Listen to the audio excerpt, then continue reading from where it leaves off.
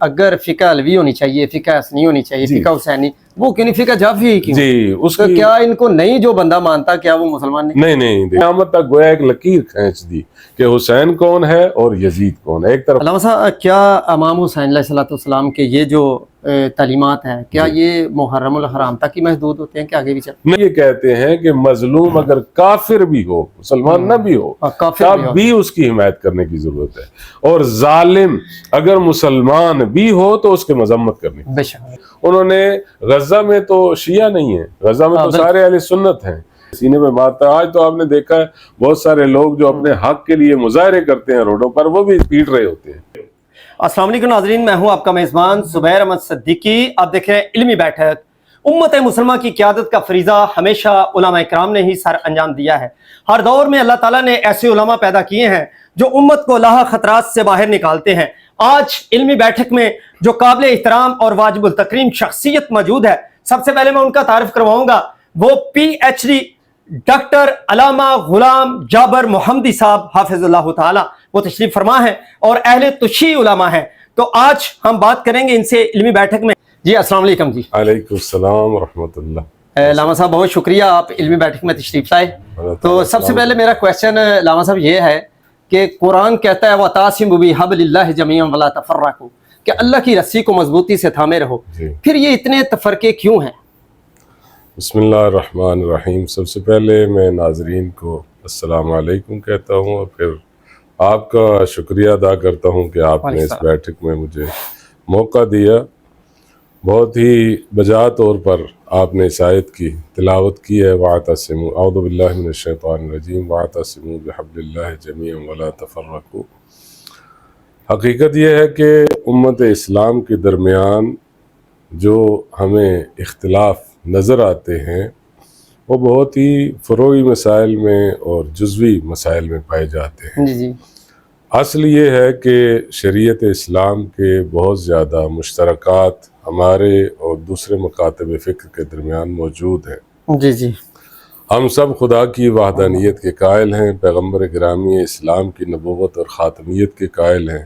ماشاءاللہ. اسی طرح ہمارا قبلہ ایک ہے، ہمارے احکام میں آپ دیکھیں نماز، روزہ، حج، زکوٰۃ، یہ سب مشترکہ احکام ہیں. ہمارے مشترکات اتنے زیادہ ہیں کہ یوں سمجھیے آپ کے لاتعداد مشترکات ہیں.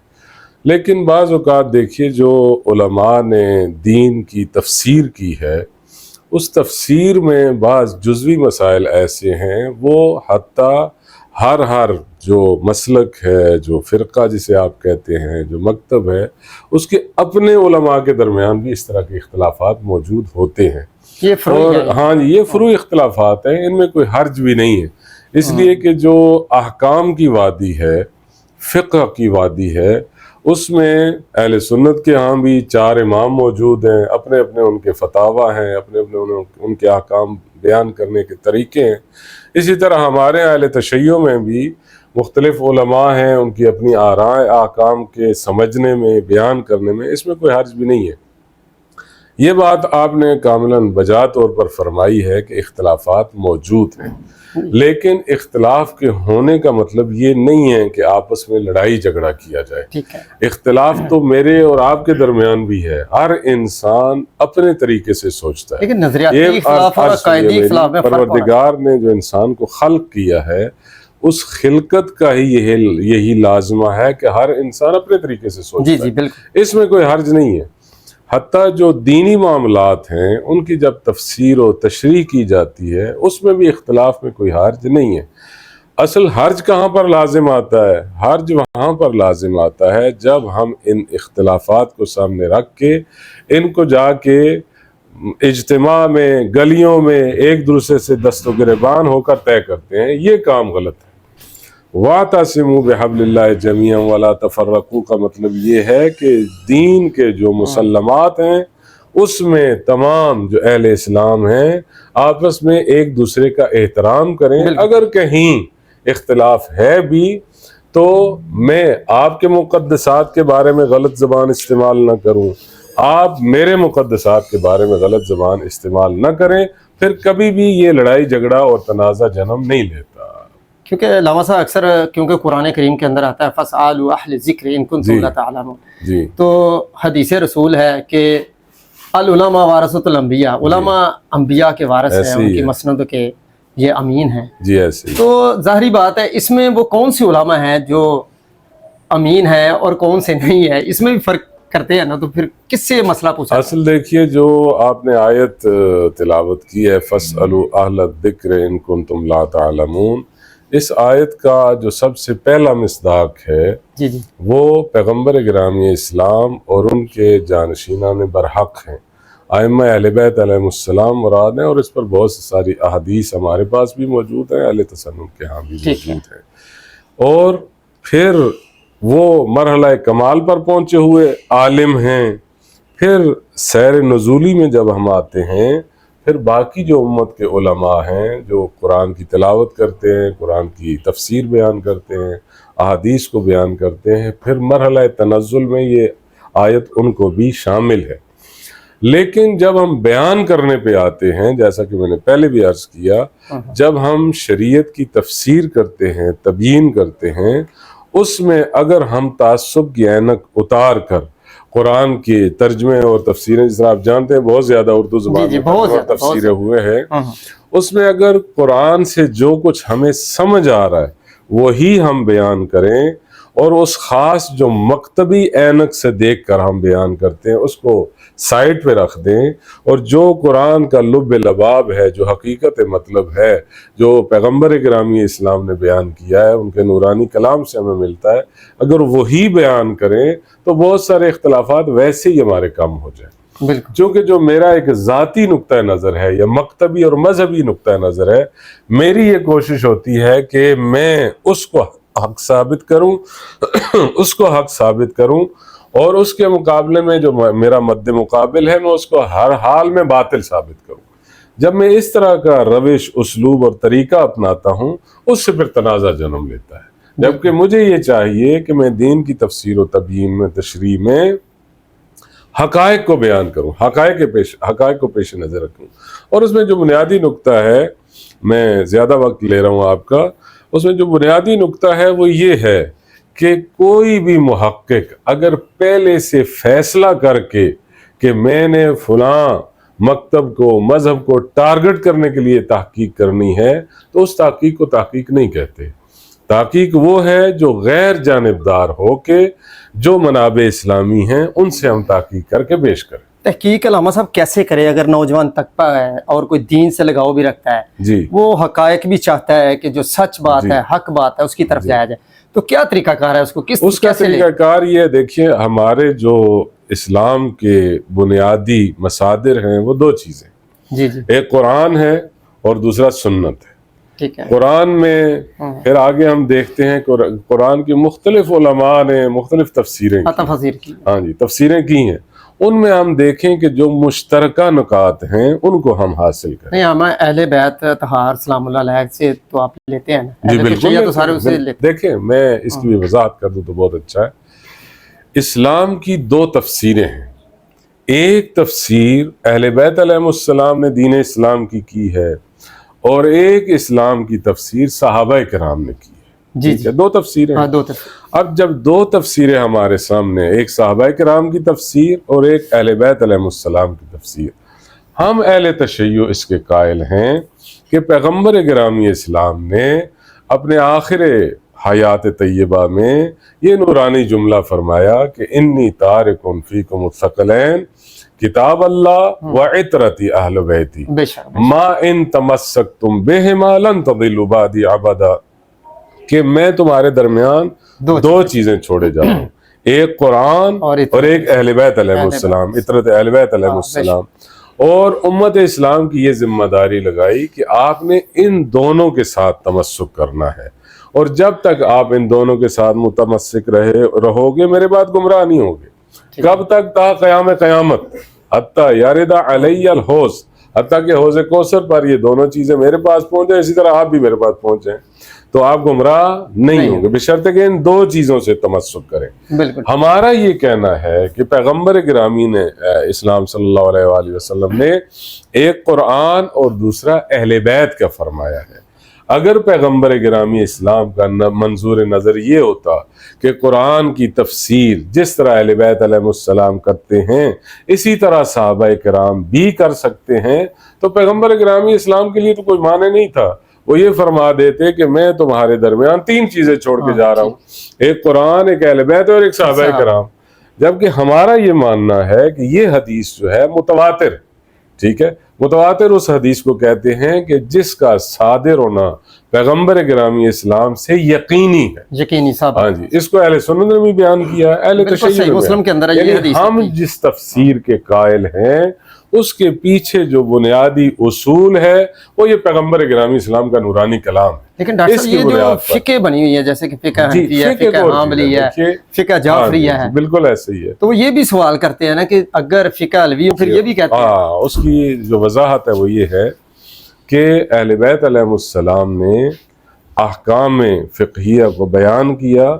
ہم جو کہتے ہیں فقہ جعفری، اس کی بنیادی وجہ یہ ہے کہ باقی ائمہ علیہ السلام کو اتنا وقت ہی نہیں ملا، اتنے ان پر ظلم کیے گئے، اتنا ان کو ایک گھٹن کے اس دور میں رکھا گیا کہ ان کو دین کی تبیین و تشریح کا موقع ہی نہیں دیا گیا۔ آپ دیکھ لیجئے امام حسین علیہ السلام کے ساتھ کیا ہوا، امام زین العابدین علیہ السلام کے ساتھ کیا ہوا۔ یہ تو جب بنو امیہ اور بنو عباس آپس میں ٹکرائے، اقتدار کی کھینچا تانی ہو رہی تھی، اس میں امام باقر علیہ السلام کو اور امام جعفر صادق علیہ السلام کو تھوڑی فرصت ملی کیونکہ یہ آپس میں لڑ رہے تھے۔ اس دوران ان دونوں ائمہ نے مدینۃ النبی میں دین کی تفسیر و تشریح شروع کی۔ اس لیے ہم کہتے ہیں فقہ جعفری کہ امام جعفر صادق علیہ السلام کو بہت زیادہ موقع ملا اور بہت زیادہ انہوں نے پھر پیغمبر گرامی اسلام کے کلام کو، قرآنی آیات کو، احکام اسلامی کو بیان کیا۔ لہٰذا ہمارے پاس جو بہت بڑا ذخیرہ ہے، اگر احادیث کا ذخیرہ بھی دیکھیں تو اس میں قال الباقر اور قال الصادق ہی آپ کو زیادہ ملے گا، اس لیے کہ انہی دو ائمہ علیہ السلام کو زیادہ وقت ملا ہے۔ جو امام موسیٰ کاظم علیہ السلام کا دور شروع ہوتا ہے پھر دیکھیے ان کو زندان میں ڈال دیا جاتا ہے، ایک زندان سے دوسرا زندان، اس سے تیسرا زندان۔ اسی طرح باقی ائمہ کا دور بھی انہیں فرصت ہی نہیں دی گئی کہ وہ دینی احکام کی تبیین و تشریح کر سکے، اس لیے ہم کہتے ہیں فقہ جعفری۔ ورنہ فقہ جعفری وہی فقہ علوی ہے، فقہ جعفری وہی فقہ حسینی ہے، فقہ جعفری وہی فقہ حسنی ہے، وہ سب کا مجموعہ ہے جسے ہم فقہ جعفری کہتے ہیں۔ علامہ صاحب، کیا امام حسین علیہ السلام کے یہ جو تعلیمات ہیں کیا یہ محرم الحرام تک ہی محدود ہوتے ہیں کہ آگے بھی چلتے ہیں؟ نہیں، دیکھیے امام حسین علیہ السلام نے جو امیر المومنین نے اپنی وصیت کی تھی ان دونوں شہزادوں کو، امام حسن اور امام حسین کو، اس وصیت میں امام علی علیہ السلام نے یہ فرمایا تھا کہ کونا للمظلوم عونا وللظالم خصما، کہ آپ نے مظلوم کی ہمیشہ حمایت کرنی ہے اور ظالم کی ہمیشہ مخالفت کرنی ہے، ٹھیک ہے؟ یہ ایک بات ہو گئی۔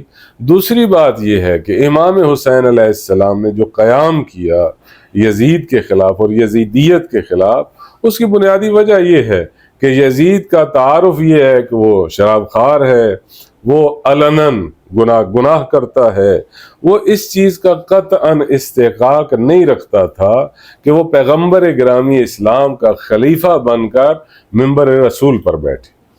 جب اس نے علناً اسلامی احکام کو تاراج کیا، علناً اسلامی احکام کو پامال کیا، تو امام علیہ السلام، ویسے بھی حدیث یہ ہے کہ جب کوئی دین میں بدعت ظاہر ہو تو عالم کی ذمہ داری ہے کہ وہ اظہار علم کرے، اس بدعت کو روکے۔ اور جب امام حسین علیہ السلام جیسی ذات موجود ہو اور ان کی موجودگی میں یزید جیسا شخص آ کر اسلامی احکام کو پامال کرے تو پھر امام نے یقیناً قیام کرنا تھا، اور آپ نے قیام کیا۔ اور قیام ایسا نہیں ہے کہ ایک جذباتی انداز سے قیام کیا، بلکہ امام علیہ السلام جب قیام آپ نے شروع کیا، سب سے پہلے یہ فرمایا کہ مثلی لا یبایع مثلا۔ ایک تو یہ ہے کہ جو میں حسین ہوں، میرا تعلق رسول اللہ سے ہے اور میں دین کا محافظ ہوں، لہٰذا ایسا شخص جو دین کو تاراج کر رہا ہے میں اس کی بیعت نہیں کر سکتا، اور یہ حق ہے، ایک طرف باطل ہے۔ دوسری بات یہ ہے کہ امام حسین علیہ السلام جب مدینہ سے نکل رہے ہیں، انہوں نے بتلایا کہ میں کیوں نکل رہا ہوں۔ اور یہ فرمایا کہ میں اس لیے نکل رہا ہوں تاکہ میرے جد کا جو دین ہے اور شریعت ہے اس میں چونکہ بہت زیادہ بگاڑ پیدا ہو گیا ہے، میں اس کی اصلاح کے لیے نکل رہا ہوں۔ ارید ان آمر بالمعروف وانہا عن المنکر، میں چاہتا ہوں امر بالمعروف کروں اور نہیں عن المنکر کروں۔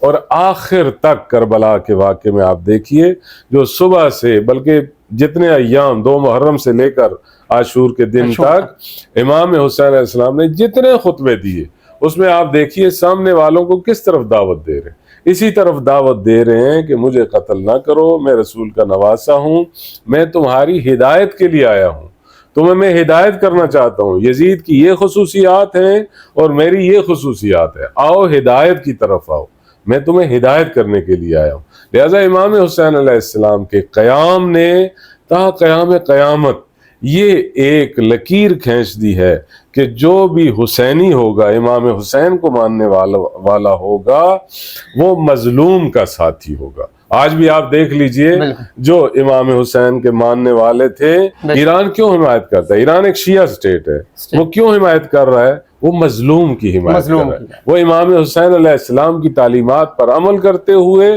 جہاں بھی مظلوم ہوگا۔